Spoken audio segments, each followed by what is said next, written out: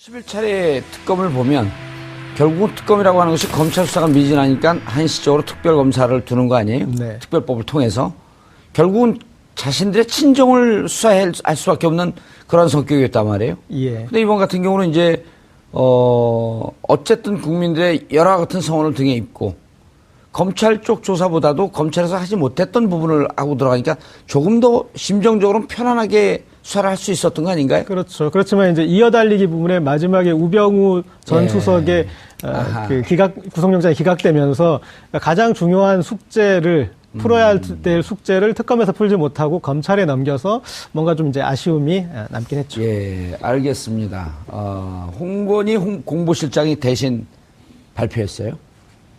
이게 만약에 본인의 지금 우리가 의심을 갖듯이 대권 주자 노름에 좀 도움이 됐었으면 직접 했을 텐데.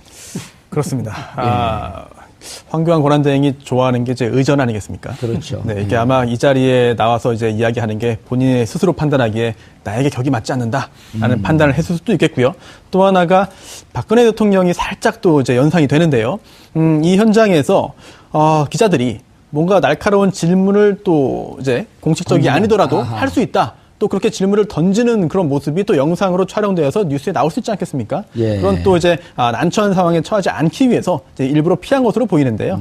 하지만 이번에 그 황교안 권한대행의 특검 수사기간 연장 승인하지 않은 조치가 예상되었던 일이라 하더라도 영원히 잊지 말아야 될 것 같습니다. 예. 결국은 이제 특검 수사 관련해서 특검이 지금 굉장히 이제 큰 힘을 받고 있었고 또 여론의 지지도 받고 있는 상황에서 또 성과도 많이 냈거든요. 그렇죠.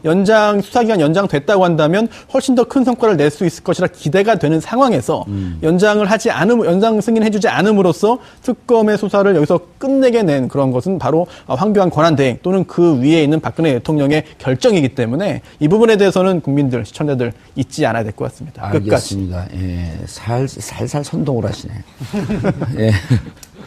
국민들이 잊지 않고 깨어있는 시민으로 남는 건 이제 좋은 의미니까요. 예. 제가 이제 여든 야든 정파성을 떠나서 농담한 거니까 고깝게 생각하지 말고 자주 나와주시고요. 최 교수님. 예. 그런데, 예. 전에도 우리가 한 차례 얘기한 것 같은데요. 검찰이 2,000명 아닙니까? 예. 근데 이번에 특검 파견된 검사가 20명. 예. 1%예요. 그렇죠. 그리고 수사 기간은 물론 준비 기간까지 해서 한 90일쯤 했는데, 예. 총 정확하게 이제 준비 기간 빼놓고 수사에 착수한 건 70일. 예, 그런 거죠. 맞습니다.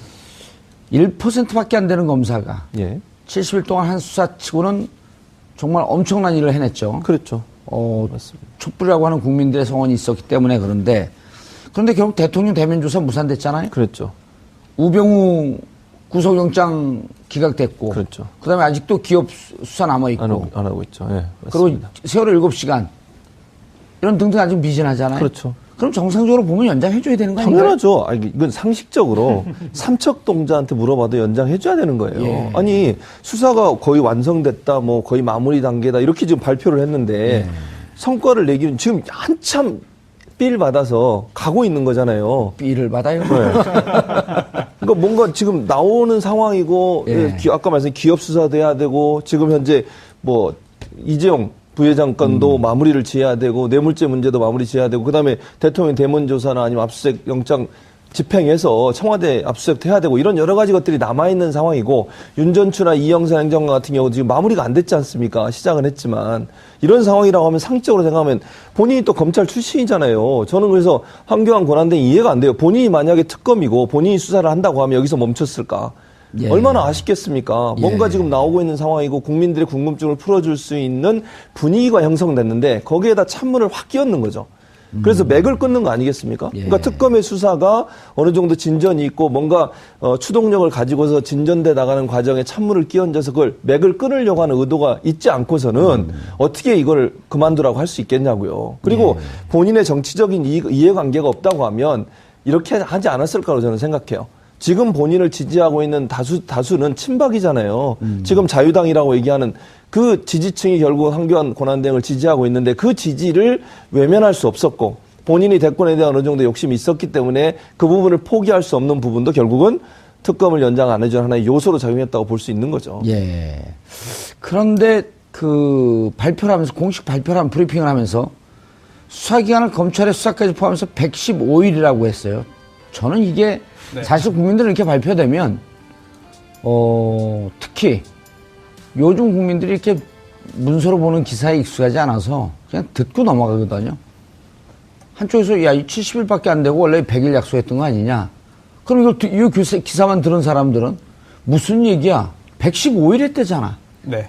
이러면서 국민들이 사실 어찌 보면 이거는 자신을 지지하는 국민이거나 지지하지 않는 국민이거나 결국은 작은 정보 왜곡을 통해서 꼼수를 부린 거거든요. 국민을 조롱한 거죠. 네, 속임수고요. 사실 예. 이게 국민들이 이번 사건에 관심이 굉장히 큽니다. 여전히. 예. 그렇기 때문에 특검 수사 기간이 70일이었다라는 점 잘 알고 있고요.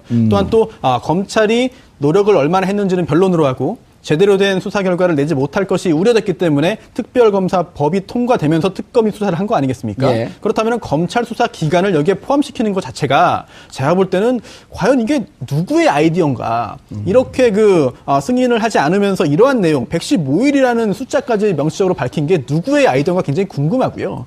또 하나가 이런 말도 했습니다. 115일 이야기하면서 주요 목적과 취지가 달성되었다라고 하는데요. 이 특검법의 주요 목적이 뭔지부터 한번 봐야 될 것 같아요. 명확하게 표가 있습니다. 특검법 1조의 목적이 있는데요.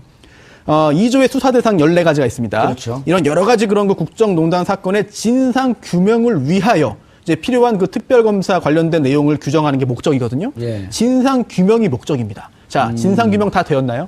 아직 안 되었습니다. 아직 부족합니다. 열심히 했습니다만 부족한 부분 많이 있습니다. 특히나 그 중에 하나가 구속영장이 기각되었던 우병우 전 수석. 특검법 2조 9호에 정확히 있습니다. 우병우 전 수석이 이제 청와대 재직하는 당시에 어떤 그 최순실 등의 비리 행위 등에 대해 제대로 감찰 예방하지 못한 직무유기 또는 그 비리 행위에 직접 관여하거나 방조 비호하였다는 의혹 사건 진상 규명 됐나요?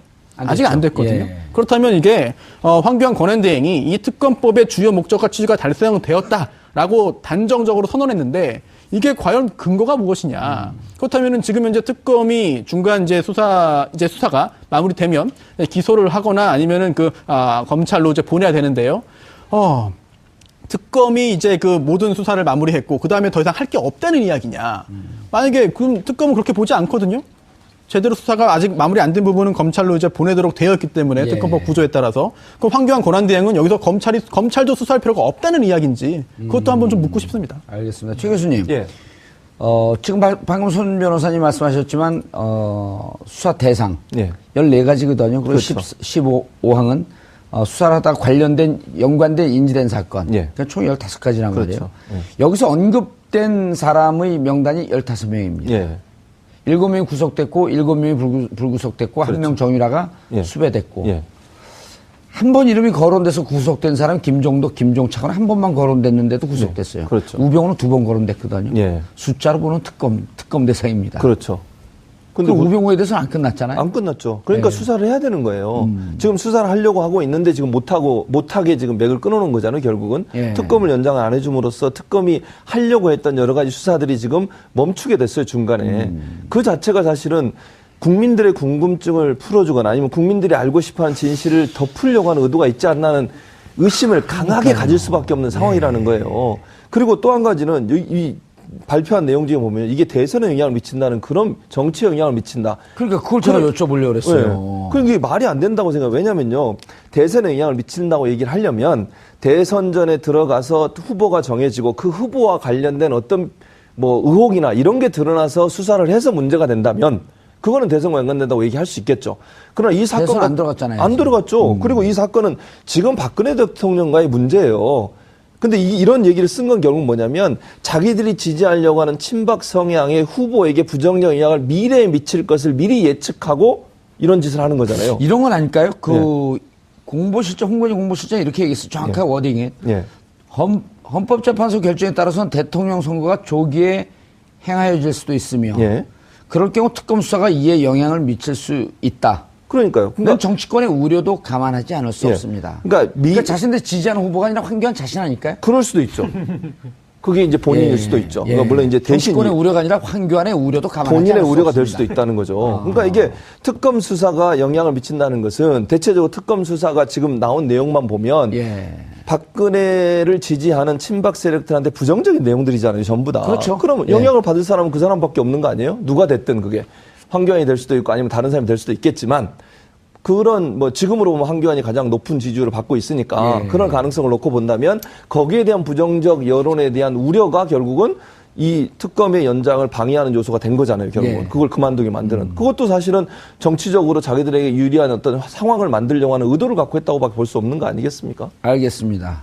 고 기자님. 네. 근데 이제 오늘 발표한 그 내용을 보니까 아주 모두각이에요. 모든 국민들 살살살 속여놓고 그다음에 이제 국회도 조롱을 합니다. 뭐라 그러냐면 국회가 우리가 전에 몇 번 지적을 했지만 원래는 100일로 하자고 여야가 합의한 거거든요. 그러니까 여당 측에서 자 100일로 하는데 70일 안에 끝날 수 있으니 70일 하고 30일 그때 가서 하자. 하는 것을 정확하게 정리를 못 해놓고 결국은 허가를 받고 30일을 늘려놓게 만든 이 야당도 결국 물론 특검법 통과시켜서 좋은 네. 나름대로 성과는 있었지만 그때 제대로 하지 못한 국회를 조롱하듯이 뭐라 그러냐면 만에 하나 추후에 검찰 수사가 미진하에 다시 별도의 수사체가 필요하면 특검법 그때 네. 또 통과시키라는 거예요. 예. 근데 저는 반전이 일어날 수도 있을 것 같습니다. 무슨 반전이요? 무슨 반전이냐면 이 2003년에 이제 노무현 정부 때 예. 검찰 개혁을 하려고 하고 그것에 이제 어떤 기한자가 문재인 전 대표였는데 검찰 개혁에 제대로 발동도 못 걸어보고 실패를 했어요. 그렇죠. 그래서 그 부분에 대해서 문재인 전 수석이 나중에 김인혜 검찰 개혁을 말하던 같은 그 검찰 관련 책에도 그 부분을 썼는데 나중에 왜 그런 그 실패를 했느냐 했더니 이유가 우리가 검찰 개혁을 얘기할 때는 검찰이 문제아였는데 개혁을 하려고 준비를 해서 이렇게 딱 가보니까 검찰이 갑자기 모범생이 돼 있더라. 대선 자금 수사를 하면서 안대희 중수부장부터 해서 인기가 하늘을 찌르고 국민 검사가 돼 있고 그래서 검찰 개혁이 씨알도 안 먹혔는데 현재 이제 또 이렇게 지금의 상황을 비슷하게 보는 분들이 있습니다. 예. 그러니까 박근혜 대통령 탄핵은 자명하고 그리고 황교안 권한대행 역시 시한부지 않습니까? 그래서 앞으로 검찰이 바라봐야 되는 거는 그 뒤 정부, 그거보다 더 중요한 거는 검찰을 지켜야 돼요. 그런데 지금의 어떤 그 동력에 있어서 지금 검찰은 특검이 올려놓은 이 시청률을 유지해야 되는, 그래서 잘할 수밖에 없는 어떤 그런 그 이유들이 있다라는 것이고요. 그리고 아까 말씀하셨던 그 특검법 내용, 그러니까 특검법 다시 만들면 되지 않느냐. 그러니까 만약에 검찰이 잘못해서 정말 정치권에서 특검법 다시 만들어서 다시 특검으로 가자 그러면 모든 국민이 환호할 거란 말이에요. 예. 그러니까 황교안 총리 입장에서는 비아냥거리면서 얘기를 했겠죠. 그렇지만은 검찰이 강해 나갈 수 있다. 네, 잘못했을 때는 정말 그런 여론이 나오고 그렇게도 갈 수가 있는 사안이고요. 그 다음에 저는 이제 특검이 막바지에 우병우 전 수석 이 구속 기각되고 발표하는 그 내용 중에 제가 흥미롭게 주의 깊게 봤던 건 뭐냐면 7월부터 10월까지 검찰 수뇌부와 2,000건의 통화 내지 문자를 주고받았다고 했지 않습니까? 예. 그런데 7월이 지난해 7월서부터 9월까지요. 예.